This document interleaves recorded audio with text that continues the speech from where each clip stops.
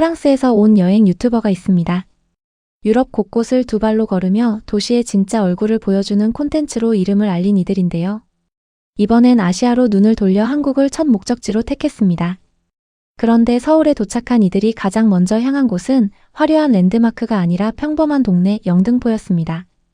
이곳에 온 이후로 외국인 관광객을 단 한 명도 보지 못했다는 이들은 오히려 그래서 더 진짜 한국의 일상을 흡수할 수 있는 곳이라며 이른 아침 텅 빈 거리를 천천히 걷습니다. 오전 8시가 되자 출근하는 사람들이 하나둘 늘어나기 시작하는데요. K-드라마와도 K-팝과도 거리가 먼 이 풍경이야말로 진짜 한국이라고 말하는 커플의 표정에는 이미 호기심이 가득합니다. 지하철을 타고 30분 명동에 도착한 커플은 본격적인 서울 탐방을 시작합니다. 그런데 8월의 한국은 이들에게 예상치 못한 복병이었습니다. 덥기도 하지만 무엇보다 습도가 상당해서 야외 활동은 반드시 아침 일찍 끝내야 한다는 나름의 요령까지 터득할 정도였죠. Il est 9h30 du matin et on commence gentiment à sentir la chaleur.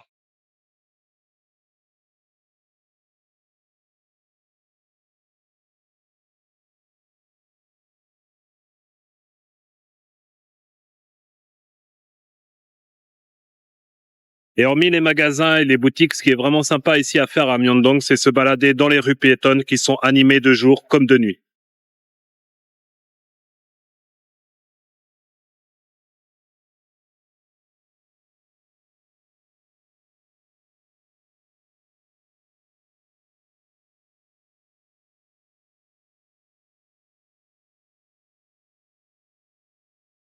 Alors là, j'ai trouvé un petit restaurant sympa en plein cœur de Myeongdong qui s'appelle Busanjip. Et là, bien sûr, c'est une cuisine coréenne. Normal, moi, je suis venu en Corée pour manger coréen. Donc là, on a commandé ma bulgogi au bœuf. C'est un plat traditionnel. Et là, nous avons aussi un plat très populaire ici en Corée qui s'appelle les tteokbokki. Et autre plat, c'est le bibimbap. C'est une espèce de petit mélange de nouilles au riz avec de la viande, des légumes, des œufs. 명동 한복판의 작은 식당에서 자리를 잡은 커플은 불고기와 비빔밥을 주문합니다. 그런데 이들을 진짜로 당황시킨 건 요리 자체가 아니었습니다. 바로 시키지도 않은 반찬이 줄줄이 깔리는 장면이었는데요. 요리를 주문할 때마다 반찬을 받을 자격이 있어요. 항상 자동으로 나와요라며 신기해하는 이들. 유럽에서는 사이드 메뉴 하나에도 값을 매기는 게 당연한데 한국은 시키지도 않은 접시가 공짜로 몇 개씩 식탁 위에 올라옵니다.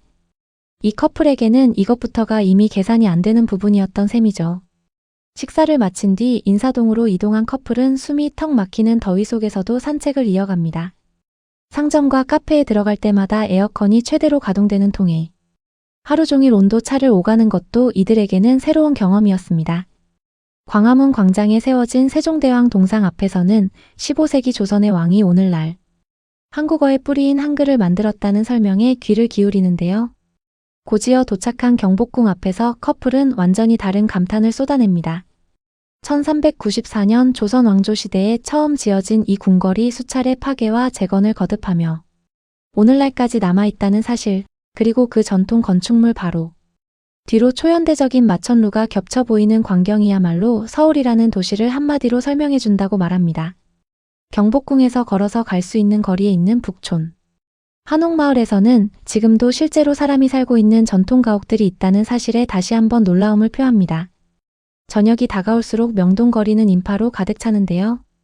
빽빽한 사람들 속에서도 부딪힘 없이 자연스럽게 흐르는 움직임에 커플은 신기함을 감추지 못합니다. 지하철로 이동하던 중 남자 출연자는 카메라를 향해 이런 말을 남깁니다. 여기 서울에서 저를 정말 놀라게 한 건 각 지하철역이 그 자체로 거의 쇼핑센터라는 거예요. 수마일에 달하는 쇼핑몰이 있어요. 지하철을 타러 내려갔을 뿐인데 그 자체가 하나의 백화점이라는 것. 유럽의 지하철역에서는 상상하기 힘든 규모라며 연신 고개를 끄덕입니다. 다음날 커플이 향한 곳은 이태원이었습니다.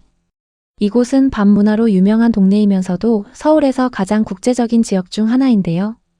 할랄 음식점이 즐비한 이슬람 거리와 한국에서 가장 큰 모스크인 서울중앙성원까지 둘러본 커플은 한국이 단일한 색깔의 나라가 아니라 다양한 문화가 공존하는 도시라는 사실에 새삼 놀랍니다. 이어서 도착한 동대문에서는 거대한 디자인 플라자와 함께 1970년대에 지어진 동대문 시장을 둘러보는데요. 아시아 최대 규모를 자랑하는 이 섬유시장에서 생선구이를 맛보며 즐거운 시간을 보냅니다. Bienvenue au Dongdaemun Market. Dongdaemun Market qui a été construit dans les années 1970 et qui se veut être comme l'un des plus beaux marchés d'Asie. Et Dongdaemun Market, il est surtout connu ici à Séoul comme étant le grand marché du textile, du vêtement.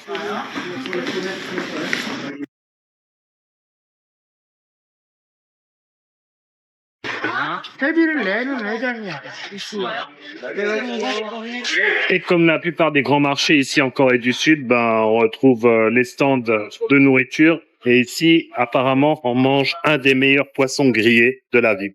그리고 조선시대 서울성곽을 구성했던 8개의 문 중 하나가 이 동대문 바로 옆에 그대로 남아있다는 사실도 놓치지 않고 소개합니다.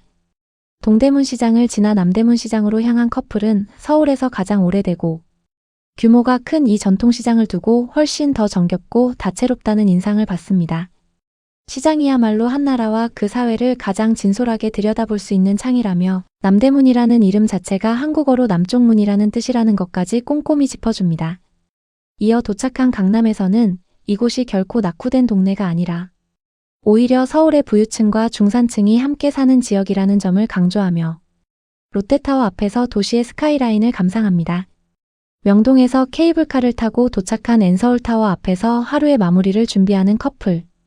237m 높이의 이 통신탑에서 내려다보는 서울의 전경은 압도적이었지만 정작 입장료를 내고 정상까지 올라갈지는 잠시 고민에 빠지기도 합니다. 237 mètres d'eau, c'est aussi un excellent point d'observation de toute la ville, de toute la métropole de Séoul. Et je vous jure, déjà rien que la tour, elle est impressionnante, mais déjà la vue, elle est magnifique. Et en plus là, c'est la fin de la journée, et je pense que c'est le meilleur moment de la journée pour venir ici à la N Seoul Tower.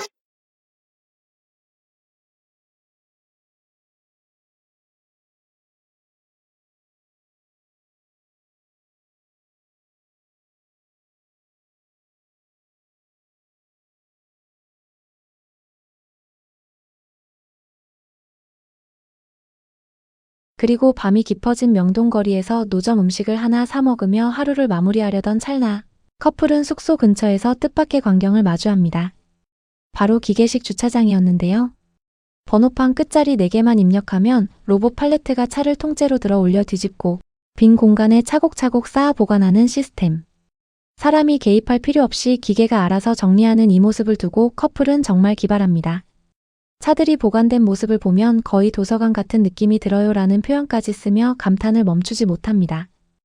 Je mets les 4 derniers chiffres de la plaque d'immatriculation de ma voiture de location. Hop, OK. Et là, regardez.